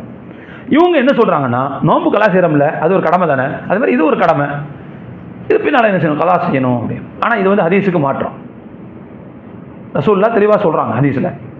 சரி, இப்படி இந்த மாதிரியான மாற்று கருத்து உள்ளவர்கள், அதாவது அடிப்படை விஷயங்கள்லையும் சரி கிளை அம்சங்களை சட்ட விஷயங்கள்லையும் சரி மாற்று கருத்துக்களை கொண்டவர்கள், ஒரு புது ரூட்டை போட்டவங்க இவங்க. சரி, அதே மாதிரி அடுத்து ஷியாக்கள்னு எடுத்துக்கிட்டோம்னா, ஷியாக்களை பற்றி பார்க்கும்போது ஷியாக்கள் 22 குரூப் இருக்கிறாங்க. அவங்களுக்குள்ளே உட்பிரிவுகள் 22 உட்பிரிவு. பொதுவாக எல்லா ஷியாக்களையுமே நம்ம என்ன செஞ்சிட முடியாதுன்னு சொன்னால் மார்க்கத்தை விட்டு வெளியே போனவங்கன்னு சொல்ல முடியாது. அவங்கள பல ரகம் இருக்கிறாங்க. நான் சொல்கிறேன் பாருங்களேன். ஒரு ரகம் என்னன்னு சொன்னால், அலி ரலியல்லாஹு அன்ஹு அவங்க உஸ்மான் ரலியல்லாஹு அன்ஹுவை விட அலி ரலியல்லாஹு அன்ஹுவை என்ன செய்வாங்க, சிறந்தவங்கன்னு சொல்லுவாங்க. ஆனால் நமக்கு நம்முடைய மார்க்கத்தினுடைய கொள்கைப்படி கோட்பாட்டின்படி நபிமார்களுக்கு பிறகு மிகச்சிறந்த மனிதர் அபூபக்கர் தான், அதற்கடுத்து உமர், அதற்கடுத்து உஸ்மான், அதுக்கடுத்து தான் அலி. இதுதான் இந்த வரிசை. ஆனால் இவங்க சில பேர் என்ன செய்வாங்கன்னா உஸ்மான் ரலியல்லாஹுவங்களை பின்னால் தூக்கி போட்டு அலி ரலியல்லாஹுவங்களை தூக்கி போடுவாங்க. இப்படி சில பேர் இருக்கிறாங்க. அதே மாதிரி இன்னும் சில பேர் என்ன செய்வாங்கன்னா அலி ரலியல்லாஹுவங்களை அபூபக்கர் உமரை விட சிறப்பானவங்கன்னு சொல்லுவாங்க. சிறப்பானவங்கன்னு சொல்லுவாங்களே தவிர அதுக்காக அபூபக்கர் ரலியல்லாஹு உமர் ரலியல்லாஹுவங்களை திட்ட மாட்டாங்க. அப்படின்னால என்ன அர்த்தம்னா, திட்டுற சில பேர் முக்கான அர்த்தம். அதே ஷியாக்களில் திட்டுற சில பேரும் இருக்கிறான். அலி ரலியல்லாஹு அவங்கள வழிபட மாட்டாங்க. வழிபட மாட்டாங்கன்னு சொன்னாலே என்ன அர்த்தம்னா அவங்கள சில பேர் வழிபடுவாங்கன்னு அர்த்தம். புரிஞ்சா? சரி, இந்த மாதிரி ஆட்கள் வந்து தப்பு தான், இவங்க செய்கிறதும் தப்பு தான். ஆனால் இருந்தாலும் இவங்களுடைய அந்த தவறு என்பது ஒரு பெரிய தவறுன்னு சொல்லிட முடியாது. இவங்க மார்க்கத்தினுடைய கோட்பாட்டுக்கு சில விஷயங்களை முரண்படுறவங்க தான், புரிஞ்சுங்களா? ஆனால் அடிப்படை அம்சங்களை முரண்படுறவங்க கிடையாது. இதே ஷியாக்களில் முஆவியா ரலியல்லாஹு அன்ஹுவை திட்டுறவங்க இருக்கிறாங்க. ஏன் அபூபக்கர் ரலியல்லாஹு அன்ஹு, உமர் ரலியல்லாஹு அன்ஹுவை திட்டுறவங்களே இருக்கிறாங்க. அந்த அறிவிப்பாளர் தொடர், அறிவிப்பாளர்களை பற்றிய நூல்கள் இருக்குது பாருங்க, தராஜும்னு சொல்லுவாங்க அரபியில். அதாவது ஹதீஸ் அறிவிக்கக்கூடிய அறிவிப்பாளர்கள் இருக்காங்கல்ல, அவர்களுடைய நிறை குறைகளை பற்றி பேசக்கூடிய நூல் அது. அந்த நூலில் அவங்களுடைய நிறை குறைகளை பற்றி பேசப்பட்டிருக்கும். அவர் ஏற்புக்குரியவரா அல்லது ஏற்கத்தகாதவரா அப்படின்னு பேசுவாங்க. இது நம்ம சுன்னத் ஜமாத்தில் நிறைய நூல்கள் இருக்குது. இதே மாதிரி ஷியாக்கள்கிட்ட இந்த மாதிரி ஹதீஸ் அறிவிப்பாளர்களுடைய நிறை குறைகளை பற்றி பேசக்கூடிய அந்த தொகுப்பு அவங்கள்ட்ட இருக்குது. அந்த தொகுப்பில் அபூபக்கர் ரலியல்லாஹு அன்ஹு அவங்களுக்கும் உமர் ரலியல்லாஹு அன்ஹு அவங்களுக்கும் அவங்க என்ன ஸ்டேட்டஸ் கொடுத்து வச்சுருப்பாங்க அப்படின்னா ஜிபுத்துன் என்று கொடுத்து வச்சிருப்பார்கள். ஜிபுத்துனா என்ன அர்த்தம்னா தீய சக்தின்னு அர்த்தம். யாருக்கு தீய சக்தின்னு பேர் கொடுத்துருப்பா? அபூபக்கர் ரலியல்லாஹு அன்ஹு அவங்களுக்கும் உமர் ரலியல்லாஹு அன்ஹு அவங்களுக்கும் தீய சக்தின்னு பேர். ஏன்னா அவங்களுக்கு என்ன திட்டம்னா, ரசூலுல்லாஹ்வுக்கு பிறகு நேரடியாக ஆட்சி பொறுப்பு என்பது அலிக்கு தான் வந்திருக்கணும். ஆனால் இவங்க ரெண்டு பேரும் ஏமாற்றி வாங்கிக்கிட்டாங்க, அதனால தீய சக்தி அவங்க. இப்படி ஒரு குரூப் இருக்கிறாங்க. இதில் இன்னொரு குரூப் இருக்கான், இதிலே இன்னொரு குரூப் இருக்கான். அந்த குரூப் என்னன்னு சொன்னால் இதே விட கண்மூடித்தனம். அதாவது ஜிப்ரீல் வந்து நபித்துவத்தை கொண்டு வந்தார், அலிட்ட தான் கொண்டு வந்தார். ஆனால் உருவ ஒற்றுமையில் அலிய மாதிரி ரசூலுல்லாஹ் இருந்ததுனால இங்கே கொடுக்காம அங்கே கொடுத்துட்டு போயிட்டாரு அப்படின்னு சொல்கிறவங்க இருக்கான். இவங்களுக்கு பேர் குராபியா. அதாவது குராபுனா காக்கான்னு அர்த்தம். ஒரு காக்கா இன்னொரு காக்காவுக்கு எப்படி ஒத்து இருக்குதோ, காகம் இன்னொரு காகத்துக்கு எப்படி வித்தியாசம் தெரியாமல் இருக்குதோ, அதே மாதிரி வித்தியாசம் தெரியாமல் அலியும் முஹம்மது ஸல்லல்லாஹு அலைஹி வஸல்லம் இருந்தாங்க. அதனால் அலிக்கு கொண்டு வரப்பட்ட அந்த நபித்துவம் மாறி எங்கே போயிடுச்சு? அங்கேயாவது அபூபக்கர் அவங்க மேலே தான் இந்த இது இங்கே ரசூலுல்லாஹ் மேலேயே கை வச்சாங்க. இப்படி இவங்களுடைய இந்த கருத்து இருக்கு பாருங்க, இது ரொம்ப மோசம். இது வந்து அடிப்படை ஈமானுக்கு எதிரானது. அதனால தான் ஆரம்பத்தில் என்ன சொன்னேன்னு சொன்னால், ஷியாக்களை பொறுத்த வரைக்கும் பல ரகத்தில் உள்ள ஆட்கள் இருக்கிறாங்க. சில பேர் அலி ரலியல்லாஹு அவங்கள அல்லாவுடைய பிள்ளைன்னு சொல்லி வணங்குறவங்க இருக்கிறாங்க, அவங்கள்ட்ட உதவி கேட்குறவங்க இருக்கிறாங்க. இப்படி பல குரூப் இருக்கிறாங்க, புரிஞ்சுங்களா? அவங்கள இன்னொரு குரூப் கூட இருப்பாங்க. அவங்க வந்து பார்த்தீங்கன்னு சொன்னால், எங்கள்கிட்ட 5 பேர் இருக்கிறாங்க, அந்த 5 பேரை கொண்டு நாங்கள் நரக நெருப்ப அணைச்சிருவோம் அப்படிமா. அந்த 5 பேர் யாரா அப்படின்னு கேட்டால், அல் முஸ்தபா அல் முர்தலாமா, ஒன்று ரசூலுல்லாஹ், இன்னொருத்தர் அலி, 2 பேருடைய பிள்ளைங்க, இவங்களுடைய பிள்ளைங்க ஹசன் ஹுசைனு ஃபாத்திமா. 5 பேர் வந்து அணைச்சிருவோம் அப்படிமா. அதாவது என்ன அர்த்தம்? இவங்க ஷியான்னு அர்த்தம். எப்போ ரசூலுல்லாஹ்வுக்கு பிறகு நேராக அலிட்ட வந்து குதிக்கிறாங்களோ அவங்க யாருன்னு அர்த்தம்? ஷியான்னு அர்த்தம். அலி முஹம்மது ஸல்லல்லாஹு அலைஹி வஸல்லம் அவங்களுக்கு பிறகு அபூபக்கர், உமர், உஸ்மான், அந்த படியில் அடுத்தடுத்து வரணும். அதுக்கடுத்து 4ஆவதாக வந்தால் தான் அலி ரலியல்லாஹு. ரசூலுல்லாஹ்வுடைய ஃபேமிலிக்கு மரியாதை இருக்க தான் செய்யுது, எந்த சந்தேகம் இல்லை. ஆனால் மார்க்கம் ஒரு கோட்பாட்டை வகுத்து இருக்கிறது. ஏன் ரசூலுல்லாஹ் தங்களுடைய அந்திம காலத்தில் வந்து அபூபக்கர் ரலியல்லாஹு அவங்களை வந்து முற்படுத்தி நீங்கள் தொழுவீங்கன்னு ஏன் சொன்னாங்க? ஏன் அலியை சொல்லலை? கேள்வி வருதா இல்லையா? இப்படி பல இடங்களில் பாருங்க, பல விஷயங்களை பாருங்க. அப்போது இதெல்லாம் வந்து பார்த்தீங்கன்னு சொன்னால் யாருடைய கொள்கைகள்? ஷியாக்களுடைய கொள்கைகள். இப்படி சில பேர் இருக்கிறாங்க. சரி, அடுத்து முஅ்தஸிலாக்கள். முஅ்தஸிலாக்கள்னு சொன்னால் இவங்க யார் அப்படின்னு சொன்னால் பெரும்பாலும் லாஜிக் பேசுகிறவங்க. அதாவது குர்ஆன் ஹதீஸில் வரக்கூடிய கருத்துக்கு இவன் அறிவுக்கு பொருந்தலைன்னு சொல்லி அறிவுக்கு பொருந்துற மாதிரி இவன் என்ன செய்வான்? விளக்கம் கொடுப்பான். அந்த விளக்கம் வந்து அந்த அர்த்தம் வந்து அனர்த்தமாக இருக்கும். அது விளக்கமாக இருக்காது, விளக்கமாறாக இருக்கும். இவன் அறிவுக்கு பொருந்தலைன்னு வேற விளக்கம் கொடுப்பான். அந்த மாதிரி லாஜிக் பேசக்கூடிய ஆட்கள் தான் முஅ்தஸிலாக்கள். இவங்களுடைய கொள்கைகள், தவறான கொள்கைகள் என்னன்னு பார்த்தோம்னா, உதாரணத்துக்கு 1-2 மட்டும் சொல்கிறேன். இவங்க வந்து மூமின் காஃபிர் இப்படி தான் நம்ம சொல்கிறோம் இல்லையா? மூமின் காஃபிர். மூமின்களாக இருந்து கொண்டு யார் பாவம் செய்கிறார்களோ, இவங்களுடைய ஸ்டேட்டஸ் என்ன அப்படின்னா, இந்த ரெண்டுக்கு நடுவில் ஒரு ஸ்டேட்டஸ் இருக்குதுன்னு சொல்கிறவங்க இவங்க. இந்த ரெண்டுக்கு நடுவில் ஒரு ஸ்டேட்டஸ் இருக்குது. அதாவது பாவம் செய்யக்கூடியவர்களை இவர்கள் முஸ்லீம்னு சொல்ல மாட்டாங்க, காஃபிர்னு சொல்ல மாட்டாங்க. ரெண்டுக்கு நடுவில் இருக்கிறவங்கன்னு சொல்லுவாங்க. சரிப்பா, ரெண்டுக்கு நடுவில் இருக்கிற இந்த உலகத்தில் இவங்க இறந்து போயிட்டாங்கன்னு வச்சு இவங்களுடைய நிலைமை என்ன? நிறைய நரகத்துக்கு தான் போவான் அப்படிம்பாங்க. ஏன்னா மூமினில் இல்லை, நேரம் நரகத்துக்கு தான் போவான். அதுவும் நரகத்தில் நிரந்தரமாக இருப்பான். இவங்களுக்கு ரசூலுல்லாஹி ஸல்லல்லாஹு அலைஹி வஸல்லம் அவங்களுடைய ஷஃபாஅத் கூட கிடைக்காது அப்படிங்கிறது இவங்களுடைய வாதம். புரிஞ்சுங்களா? அதாவது மூமினும் இல்லை, காஃபிரும் இல்லை, ரெண்டுக்கு நடுவில் உள்ள ஒரு ஸ்டேட்டஸ். இந்த உலகத்தில் அவங்களுக்கு அந்த நிலைமை. மறுமையில் என்னன்னா காஃபிர்களோட என்ன செய்வாங்க? நிரந்தரமாக நரகத்தில் இருப்பாங்கிறது இவங்களுடைய கொள்கை. அதே மாதிரி இவங்களுடைய இன்னொரு கொள்கை என்னன்னு சொன்னால், அல்லாஹ்வை பார்க்க முடியாது. நம்மளாம் என்ன சொல்கிறோம்? மறுமையில் அல்லாஹ்வை பார்க்க முடியும்னு சொல்கிறோம். ஏன்னா குர்ஆனில் அல்லாஹ் மறுமையில் பார்க்க முடியும்னு சொல்கிறான். குர்ஆன் சொல்லுது, உஜூஹுன் யௌமஇதின் நாதிரத்துன் இலா ரப்பிஹா நாதிரா. அன்று சில முகங்கள் மலர்ச்சியாக இருக்கும், தம்முடைய இறைவனை அது பார்க்கும் என்று அல்லாஹ் சொல்கிறான். அப்போ இறைவனை பார்க்கறதுக்கான வாய்ப்பு மறுமையில் இருக்குது அப்படின்னு குர்ஆன் சொல்லுது, ஹதீஸ் சொல்லுது. ரசூலுல்லாஹ்ட்ட கேட்குறாங்க ஒரு சஹாபி, நாளைக்கு நாங்கள்லாம் அல்லாஹ்வை பார்க்க முடியுமா? சொர்க்கத்தில் எல்லா மனிதர்களும் இருப்பாங்கல்ல, ஆரம்பம் முதல் கடைசி வரைக்கும் வந்த எல்லா ஆட்களும் இருப்பாங்கல்ல. அப்போ கூட்டம் ஜனம் அதிகமாக தானே இருக்கும். ஜனம் அதிகமான இருக்கிற இடத்துலேருந்து ஒரு ஆளை பார்க்கும்போது எப்படி பார்க்க முடியும்? சில பேருக்கு தெரியும், சில பேருக்கு தெரியாமல் போயிடும்ல. அப்போ எங்களால் எல்லாரும் பார்க்க முடியுமா அப்படின்னு கேட்கும்போது ரசூலுல்லாஹ் அழகான உதாரணம் சொன்னாங்க. பௌர்ணமி இரவில் பௌர்ணமி நீங்கள் பார்க்குறீங்கல்ல, எல்லாரும் சேர்ந்து உலகத்தில் எல்லாரும் பார்க்குறீங்கல்ல, அது பார்க்கறதுல உங்களுக்கு தடை இருக்கா? ஏதாவது சிக்கல் இருக்கா? இல்லை. அதே மாதிரி நீங்கள் பார்ப்பீங்கன்னு சொன்னாங்க. ஹதீஸும் சொல்லுது, குர்ஆனும் சொல்லுது. ஆனால் இவன் பார்க்க முடியாதுங்கிறான். சரிடா, அப்போ குர்ஆன் பார்க்குதுன்னு சொல்லுதில்ல, பார்க்கலான்னு சொல்லுதில்ல, அதுக்கு என்னடா அர்த்தம் சொல்கிறேன்னு கேட்டால், அதுக்கு பார்க்குதுன்னு அர்த்தம் இல்லை, எதிர்பார்க்குதுன்னு அர்த்தம். நாதிரான் அதுக்கு என்ன அர்த்தம்னா முன்தலிரான்னு அர்த்தம். நாதிரா அப்படிங்கிறதுக்கு முன்தலிரான என்ன அர்த்தம்னா எதிர்பார்க்குது. அதாவது அல்லாஹ்வை எதிர்பார்த்துக்கிட்டு இருப்பாங்க. அந்த அளவுக்கு அல்லாஹ்வுடைய அருளை எதிர்பார்த்துக்கிட்டு இருப்பாங்க. இவனா அதான் சொன்னேன்ல, விளக்கத்துக்கு மாற்று விளக்கம் சொல்கிறது, அர்த்தம் அனர்த்தமாக சொல்கிறது. இந்த மாதிரி உள்ள ஒரு ஆட்கள் இவங்க. இதுக்கு காரணம் என்ன அப்படின்னு சொன்னால், நான் சொன்னேன்ல ஏற்கனவே, லாஜிக் பேசுவாங்கன்னு. அல்லாஹ்வை பார்க்க முடியும்னு சொல்லிட்டா, அவனை பார்க்க முடியும்னா ஏதாவது ஒரு திசையில் இருந்தால் தான் பார்க்க முடியும், ஏதாவது ஒரு இடத்துல இருந்தால் தான் பார்க்க முடியும். அப்போ அல்லாஹ் அந்த திசைக்கும் இடத்துக்கும் கட்டுப்பட்டவனாக மாறி விடுகிறான் அப்படின்னு இவன் லாஜிக் பேசுகிறான். மறுமை விஷயத்தை இந்த உலகத்தோட சேர்த்து கம்பேர் பண்ண முடியுமா? அந்த விஷயத்தை இந்த விஷயத்திற்கு கற்பனை பண்ண முடியுமா? அன்னைக்கு சொர்க்கவாசிகளை பற்றி ஹதீஸில் வரும்போது என்ன சொல்லுதுன்னா, சொர்க்கவாசிகள் இப்போ நம்மெல்லாம் வீட்டில் இருந்து கடத்திற்கு போயிட்டு வந்தால் நம்ம முகம்லாம் எப்படி இருக்கும்?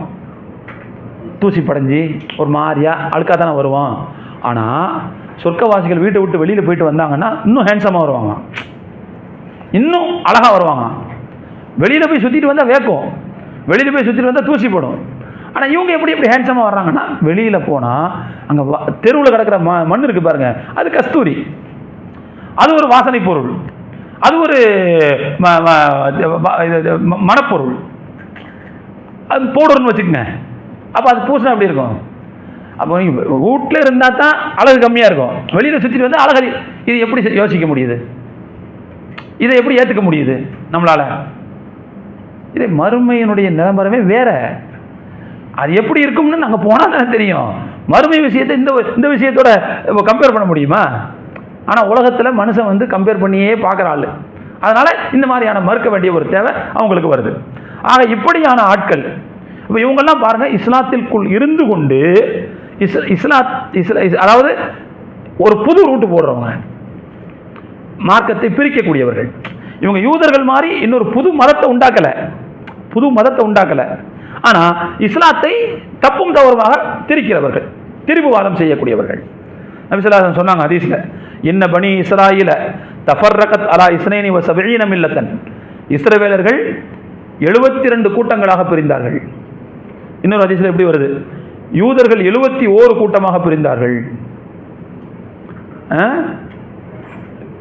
கிறிஸ்தவர்கள் 72 கூட்டமாக பிரிந்தார்கள் அப்படின்னு வரும். சரி, மொத்தத்தில் இஸ்ரவேலர்கள் வச்சுக்கிட்டா 72 கூட்டமாக பிரிந்தார்கள். அந்த 72 கூட்டத்தில் ஒரே ஒரு கூட்டம் தான் சொர்க்கம், பாக்கி எல்லாம் நரகத்துக்கு போகும்னு சொன்னாங்க. அவங்க 72 இந்த உம்மத்து அதை விட ஒன்று எக்ஸ்ட்ரா, இங்கே 73 கூட்டம். இந்த உம்மத்தை சும்மாவா, நம்மனா சும்மாவா? அவங்க ஒரு கோல் போட்டால் நம்ம 9 கோல் போடுவோம். அப்போ அவங்க 72 நம்ம 73. அப்போ என்னுடைய சமூகம் 73 பிரிவாக பிரியும். அவர்கள் அனைவரும் நரகத்திற்கு செல்வார்கள் ஒன்றே ஒன்றை தவிர அப்படின்னு ரசூலுல்லாஹ் சொன்னாங்க. சஹாபாக்கள் கேட்டாங்க, மன்ஹிய யா ரசூலல்லாஹ், அந்த ஒரு கூட்டம் எது? ரசூலுல்லாஹ் சொன்னாங்க, மா அன அலைஹி வ அஸ்ஹாபி, மன்கான அலா மா அன அலைஹி வ அஸ்ஹாபி, நானும் என்னுடைய தோழர்களும் எந்த நிலைப்பாட்டில் இருக்கிறோமோ அதில் நிலைத்திருப்பவர்கள் என்று சொன்னார்கள். அப்போ நானும் என்னுடைய தோழர்களும் அப்படின்னு சொல்லும்போது என்ன அர்த்தம் வந்துடுதுன்னா, குர்ஆன் ஹதீஸு சஹாபாக்கள், குர்ஆன் ஹதீஸை நேராக ரசூலுல்லாஹ்ட்ட படித்த ஆட்கள் அவங்களும் வந்துடுவாங்க. புரிஞ்சுங்களா? அப்போது இது ரொம்ப முக்கியம். வெறும் குர்ஆன் ஹதீஸை மட்டும் பின்பற்றினா சொர்க்கத்துக்கு போயிட முடியாது.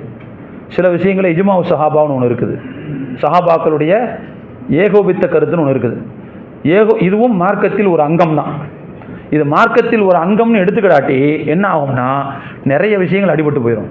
உதாரணமாக இன்றைக்கி நம்ம வச்சுட்டு ஓதிட்டு இருக்கிற குர்ஆன் இருக்குல்ல, இதுதான் குர்ஆனுங்கிறதுக்கு நமக்கு என்ன ஆதாரம் இருக்குது? இப்படி ஒரு கேள்வி கேட்கலாமா? எங்கே போவோம் ஈமானு? இதுதான் குர்ஆனு, ரசூலுல்லாஹ் சொல்லிட்டு விட்டுட்டு போன குர்ஆன் இதுதான் அப்படிங்கிறதுக்கு என்ன சான்று? இதுக்கு ஏதாவது ஒரு ஆயத்தை காட்ட முடியுமா? இதுக்கு ஏதாவது ஒரு ஹதீஸை காட்ட முடியுமா? இதுதான் குர்ஆனுங்கிறதுக்கு ஏதாவது ஹதீஸை காட்ட முடியுமா? ஆனால் இஜ்மாஉ சஹாபத் தான் இதுக்கு நம்ம காட்டிக்கிட்டு உட்காந்துருக்குது. சஹாபாக்கள்லாம் சேர்ந்து இதை ஏற்றுக்கிட்டாங்க. அபூபக்கர் ரலியல்லாஹு அன்ஹு தொகுக்கும் போதும் சரி, உஸ்மான் ரலியல்லாஹு அன்ஹு அவங்க பல பிரதிகளாக இருந்ததை ஒரே பிரதியாக ஆக்கும் போதும் சரி, அன்னைக்கு இருந்த சஹாபாக்கள் மாற்று கருத்து சொல்லலை, ஏற்றுக்கிட்டாங்க. அன்னைக்கு இருந்த அதே குர்ஆன் தான் இன்னைக்கு இருந்துகிட்டு இருக்கு. அதே குர்ஆன் தான் இன்னைக்கு இருந்துகிட்டு இருக்கு. அப்போது சஹாபாக்களுடைய ஏகோபித்த கருத்து அப்படி அடிப்படையில் தான் இது குர்ஆனுன்னு நம்ம என்ன செய்கிறோம், நம்புகிறோம். இல்லைன்னா நம்ப முடியாது. அப்போ சஹாபாக்கள் ஏகோபித்த கருத்துன்னு ஒன்று இருக்குது. சில பேர் அதெல்லாம் வஹி இருந்தால் மட்டும்தான் மார்க்கம், வஹி இல்லைலாம் மார்க்கம் கிடையாதுன்னு சில பேர் எனக்கு பீத்திட்டு தெரியுறாங்க. வஹி தான் மார்க்கம், வஹி அல்லாதெல்லாம் மார்க்கம் கிடையாதுன்னு சில பேர் சொல்லிட்டு இருக்கான். கிறுக்கு வாதம் அது, பைத்தியகார வாதம் அது, பைத்தியகார வாதம். நான் என்ன கேட்குறேன், வஹியில் எல்லா இதுக்கும் விளக்கம் வந்துருச்சா? எல்லா விஷயத்துக்கும் வஹியில் விளக்கம் வந்துருச்சா? எத்தனையோ விஷயங்கள் சொல்ல முடியாத, எத்தனையோ விஷயங்கள் இருக்குது. அல்லாஹ் குர்ஆனையும் ஹதீஸையும் எப்படி நமக்கு தந்திருக்கான்னு சொன்னால், ஆய்வு செய்து எடுத்துக்கொள்ளக்கூடிய வகையில் தந்திருக்கிறான். ஒன்றும் தேவையில்லைங்க, ஒரே ஒரு விஷயத்தை உங்கள்கிட்ட நான் சொல்கிறேன். கணவனை இழந்த விதவை பெண்கள் எவ்வளவு நாள் இத்தா இருக்கணும்னு குர்ஆன் சொல்லுது? அந்த 4 மாதம் 10 நாளுங்கிறது குர்ஆனில் டவுட்டுக்கு இடம் இல்லாமல் வார்த்தையிலேயே வருது. வல்லதீன யதவஃபூன மின்கும் வயதரூன அஸ்வாதை யதரப்பஸ்ன பிஅன்ஃபுஸிஹின்ன அர்பஅத அஷ்ஹுரின் வஅஷ்ரா. ஆளுங்கள்ட்ட கேட்டு பாருங்கள், அர்பஅத அஷ்ஹுர் 4 மாதம், வஅஷ்ரன் 10 நாள், ரொம்ப தெளிவாக வருது. சரி, இப்போ நான் உங்கள்கிட்ட ஒரு கேள்வி கேட்குறேன். விவாகரத்து செய்யப்பட்ட பெண்கள் எவ்வளோ நாள் இதாக இருக்கணும்?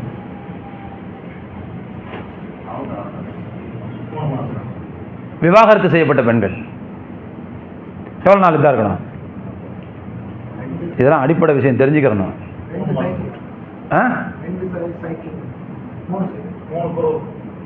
மூணு குருன்னு சொன்னது யாருங்க?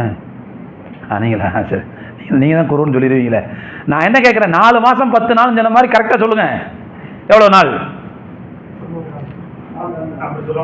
அப்படி சொல்ல முடியாது. ஏன் சொல்ல முடியாது? 90 நாள்னு சொல்ல முடியாது.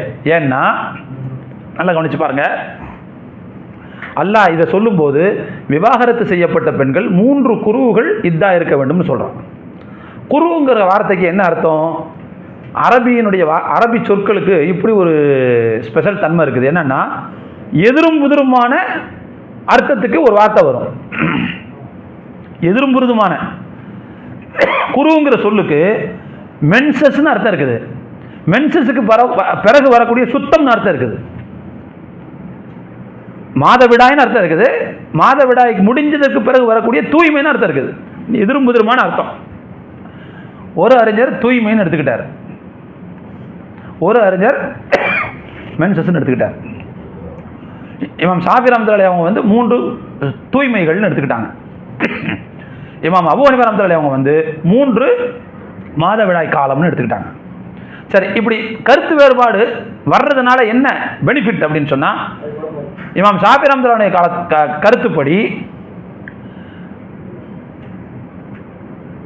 29 ஒரு 30 59 60வது நாள்லயே என்ன செஞ்சிடலாம், வெளியே வந்துடலாம். ஏன்னா 3 தூய்மை தான் சொல்றாங்க அவங்க. ஒரு தூய்மையினுடைய லாஸ்ட் நேரத்தில் தலாக் விட்டாங்கன்னு வச்சுக்கோங்க, அது ஒரு தூய்மை ஆயிரும். அதுக்கடுத்து ஒரு மென்சஸ், அதுக்கடுத்து ஒரு தூய்மை 29 நாள் 30 நாள் வச்சுக்கோங்க. அதுக்கடுத்து ஒரு மென்சஸ், அதுக்கடுத்து ஒரு தூய்மை, அது ஒரு 30 நாள் இல்லை 29 நாள் வச்சுக்கோங்க. மொத்தம் 29 30 59 நாள் 60 நாள் வெளியே வந்துடலாம். 3 தூய்மையை பார்த்தாச்சு. இமாம் அபூ ஹனீஃபா தன்னுடைய கருத்துப்படி அவங்க 3 மென்சஸை பார்க்கணுங்கிறாங்க. அப்போ என்ன அர்த்தம்னா, தூய்மையாக இருக்கும்போது தான் தலாக் விட முடியும். அப்போ என்ன செய்யணும், கடைசி நாளில் வச்சுக்கோங்க. நாளைக்கு மென்சஸ் வரப்போது இன்னைக்கு தலாக் விட்டாருன்னு வச்சுக்குவோம். அப்போ அது ஒன்று கிட்டத்தட்ட 29 நாள் போகும். அதுக்கடுத்து ஒன்று, அது ஒரு 30 நாள் போகும். அதுக்கடுத்து ஒரு 29 நாள்னு வச்சுக்கோங்க. அப்போ 29 28 இன்னொரு 30 88 நாள், குறைஞ்சபட்சம் 88 நாள் இதாக இருந்தாகணும் அப்படின்னு கருத்து வரும். சரி, நான் என்ன சொல்கிறேன், இந்த கருத்து வேறுபாட்டுக்கு என்ன காரணம் அப்படின்னா, அல்லாஹ் பயன்படுத்தின வார்த்தை தான் காரணம். எப்படி கணவனை இழந்த பெண்ணுக்கு சொல்லும்போது 4 மாதம் 10 நாள்னு தெளிவாக சொன்னானோ, அதே மாதிரி இங்கே 3 மாதம்னு சொல்லலை அல்ல. அப்போ என்ன சொல்றான்னா, இந்த வார்த்தை பயன்பாடை என்ன காட்டுதுன்னா, நான் சில விஷயங்களை சொல்லுவேன், நீ ஆய்வு செஞ்சு எடுத்துக்க. ஆய்வு செய்வதற்கு குர்ஆன்ல அல்லாஹ் வழியை விடுறான். எப்போ ஆய்வுக்கு வழி வருதோ அப்போது கருத்து வேறுபாடு ஏற்படத்தான் செய்யும். அப்போ கருத்து வேறுபாடு வந்துச்சுன்னு சொன்னா, அங்க அறிஞர்களுடைய பங்களிப்பு தேவையா தேவையில்லையா? அந்த அறிஞர்களுடைய பங்களிப்பை நம்ம தட்டி கழிக்க முடியுமா? 1450 வருஷத்துக்கு பிறகு இன்னைக்கு நீ உட்கார்ந்து சொல்ற விளக்கம் சரியான விளக்கமா அமையுமா, அவங்க சொன்னது தப்பா அமையுமா? என்ன இது, எப்படி இதை ஏற்றுக்க முடியும்? சரி, ஆக மொத்தத்தில் இந்த விஷயம் மிக முக்கியமானது. எதுக்கு நான் சொல்ல வரேன் என்று சொன்னால், அதாவது நானும் என்னுடைய தோழர்களும் இருந்த கருத்துன்னு சொல்லுவாங்க பாருங்க. அப்போ என்ன அர்த்தம்னா, சஹாபாக்களுடைய கருத்துக்கு மார்க்கத்தில் ஒரு முக்கியமான இடம் இருக்குது, அதுவும் பின்பற்றப்படணும் அப்படிங்கிறதான். இவங்க தான் யாரு, சொர்க்கவாசிகள் சொல்ல, சொர்க்கத்துக்கு போகக்கூடிய தப்பிக்கக்கூடிய அந்த கூட்டம்னு சொல்றாங்க. சரியா? சரி, இப்போ நான் சொன்ன பாருங்க, ஷியாக்கள், முஅ்தஸிலாக்கள் இப்படின்னு சொன்ன பாருங்க, இவங்கெல்லாம் இஸ்லாத்தின் தவறான கொள்கை பிரிவினர்கள். இஸ்லாத்தினுடைய வட்டத்தை விட்டு வெளியே போனவங்க கிடையாது, இஸ்லாத்தினுடைய வட்டத்திற்குள்ளேயே இருந்து மார்க்கத்தை சிதைத்தவர்கள் அப்படின்னு புரிஞ்சுக்கணும். இப்போ இவங்களாம் பிறக்க பாத்திரான்னு சொல்லணும். அதாவது இஸ்லாத்தின் தவறிய கொள்கை பிரிவினர்கள், இஸ்லாத்தை விட்டு வெளியே போனவங்கன்னு சொல்லக்கூடாது இவங்கள. ஆனால் அதே நேரத்தில் இஸ்லாத்தை விட்டு வெளியே போகிற அளவுக்குள்ள கருத்து சொன்னவங்களும் என்ன செய்ய முடியாது, நம்ம இஸ்லாத்தினுடைய வட்டத்தில் உள்ளவங்கன்னு சொல்ல முடியாது. அதனால தான் நான் ஷியாக்களை பற்றி சொல்லும்போது 2 விதமாக சொன்னேன். அவங்களில் சில பேர் மார்க்கத்துக்கு பிரச்சனை இல்லாத அளவுக்கு சில கருத்துக்களை சொல்லியிருக்காங்க, சில பேருக்கு அடிப்படை மார்க்கமே சிதைகிற அளவுக்கு கருத்து சொல்லியிருக்காங்க.